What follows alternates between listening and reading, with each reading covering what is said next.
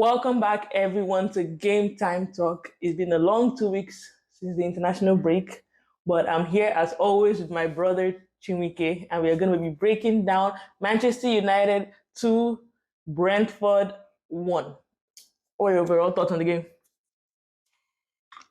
Well, I mean, what will I really say? There was nothing special about the way United played. It was I just felt Brentford didn't play. They played okay, but not great. Man United played okay, not great. So there's nothing too special. Yes, we scored. Hoyland's goal was good. Garnacho's goal was good. We considered a goal I felt we should not be conceding because when you know that you're playing with 10 men on the pitch, I feel in cases like that, you should not have Lisandro Martinez, who's your shortest defender. Yes, he's the centre back. He should not be on But one. Dalo He was the should one not marking be. him. I think it was Dalo that was the one marking him. Was it Dalo? Yeah, at first it was Dalo, and then he lost Dalo. Even if it's Dalo, you should not have your fullback should not be on a centre back.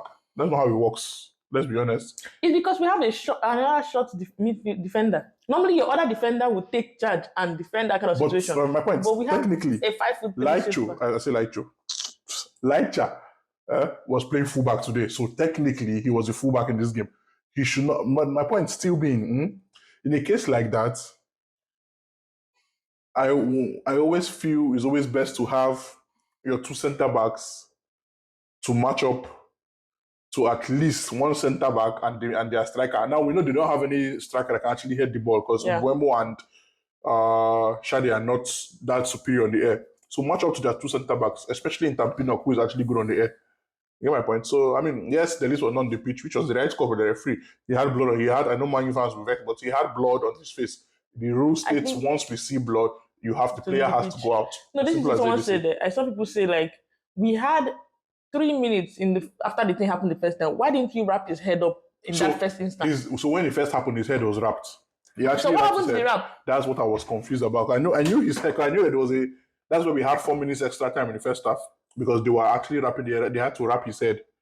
Because he had so they wrapped his head outside. So his head was wrapped. So when I saw him again outside, I wondered what happened to the wrap. Has he just healed all of a sudden? My point. Yeah, because I'm like, so I was confused at why they wrap. Maybe I want to believe they took off the wrap because he was bleeding from the wrap.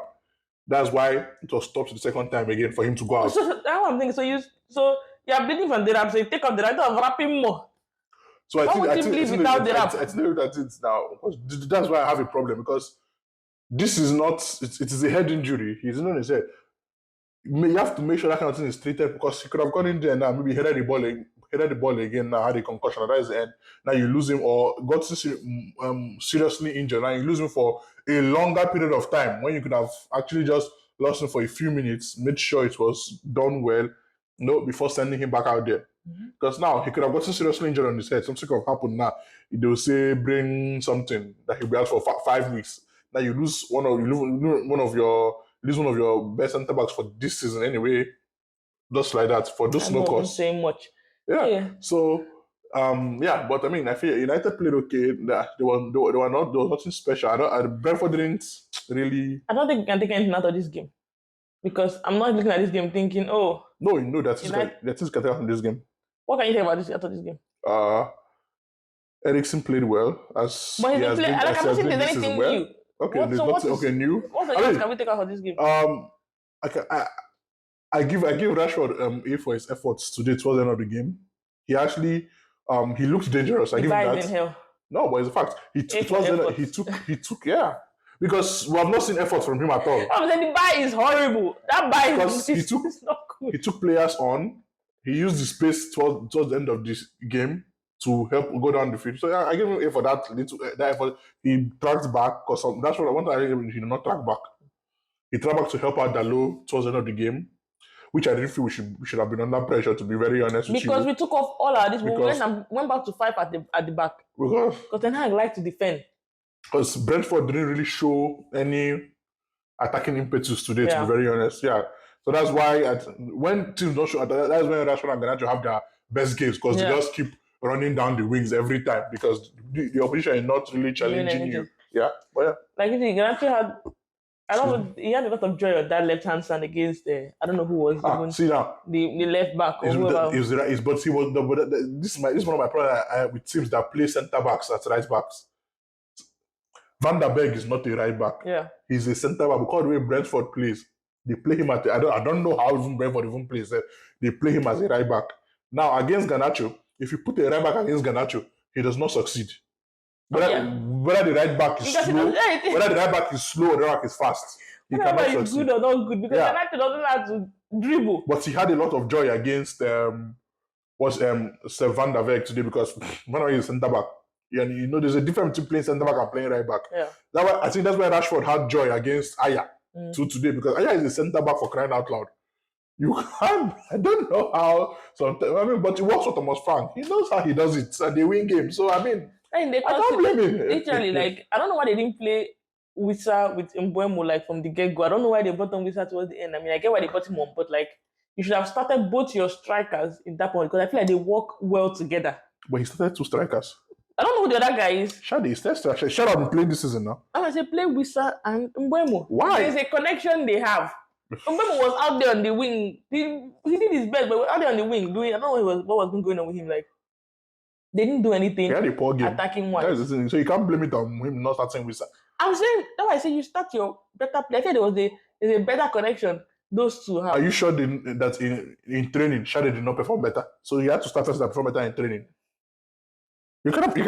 Do you know? Because Wissa came in and did everybody does their picking, not just because of how you perform. What are you talking about? When you play your games, is it only by? Do you go by training? Yes. You go by training. Most of the times, yes. Why are you a liar? Hey. Why are you a liar? You go by training. You don't know who's the best trainer. Sometimes you don't look at it. Just let me. But see, look at there. This is not like Haaland versus I don't know, man's backup striker is or whoever. But let me know. This is not like who will I use now? Okay, let me say. I'm trying to know the perfect example here now to use to define these positions because it's not like you're saying. It's not like Havertz versus Jesus. Oh, well, exactly. Well, it's not like Havertz and Jesus. No. Yeah. Wissa and Shadi, there's not that much difference. I'm not saying it's like that much different, but I feel like I don't know. Hasn't Wissa been playing this season too? Shadi, they've both been playing this season. Who have been starting? Shadi has started some games. Wissa has started some games. But I feel like always their early goals they've been scoring. I feel like I always see Wissa there. How many? They've done it like how many games? Two games back to back. Only 2. Yes, or 3. Yeah, so it's 3. And I'm like, but I feel like I just feel they could have done so much better. They were poor. Like they came out of the second half so poor. They came out way too poor. I mean, we scored a goal. I mean, I'm happy United won, but you know me, I don't want anything for this manager to succeed. I'm not happy that United won because when you win a game now, they feel that we're back. Not that they're back, but they feel that there's hope. They should look. I like hope to be diminished real quick so that they can know that there's no hope going forward. As I was watching the game, one thing I was going through my mind. I was like, I was just thinking like, we are being coached on the level of Plymouth and Barnsley, but we just have players in the level of Liverpool. That's I don't know what I was going through my mind. Because our coaches, we are the worst coach team in this league, but we have good enough players to get us out of things. When you have people like Eriksen that can be spraying pass up, left, right, center, you have Casemiro that can have a bad game, come back and start playing well. Because Casemiro played well today. You have Delete, who is an international, play for one of the biggest clubs. You have Mazraoui, Dalot. All these people have been playing at a high level. They will find a way to win games. Mm-hmm. They will find a way to win games. It's normal if they don't, because they have too much experience. Now, like I always say, imagine a better coach coaching this team that will find a way to win games, making them better. We are not good. Ten Hag, you know me, I'm good tired of talking about him. This one, Ineos, they did not sack him. I don't even have strength again for them. Whatever happens to this season, I don't even care. I don't want to do anything this season. So I've already given up on this season. I'm really tired. I'm ready for next season. If they keep him, I'm not ready for next season again too. But I just feel we could play so much better. I mean, if we had better coaching and maybe a little bit more better players, because some of our players are not that good too, but let's not pretend. So, because one thing I've noticed, what is Mainz's biggest problem when they play? I'm not style of play. No, I'm not just trash. What is Mainz's biggest problem when they are playing? Attacking. No. And defending. No. What's their biggest problem? Well, it depends on what you mean by attacking and defending. Mainz's biggest problem is their midfield. People run through our midfield. Yeah. Now, there's something the commentator said today that I actually feel makes sense, which I feel is what we should have been playing. You have to play a 3-man midfield. Bruno is never going to play in midfield. Calm down. I did not mention Bruno playing 3-man midfield. I just said we have to play a 3-man midfield. Now you have not allowed me to land. Because Ten Hag will always play Bruno. That is my point. Because for the way we play, the players we have, because I think the commentator was actually saying the right thing, but I'm not sure people picked up on that.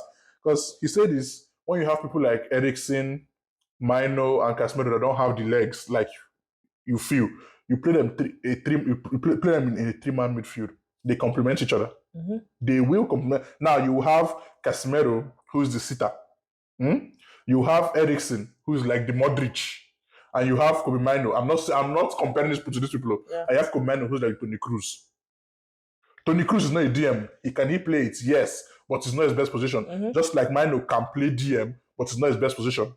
Toni Kroos can hold the ball and move the ball forward. Same thing with Mino. Mm-hmm. I mean, I can say Mino is more like a Modric because Modric runs up and down, and Eriksen cannot do that. Toni Kroos does not do that. So I'll say Eriksen, like more like Toni Kroos, is player of the passers.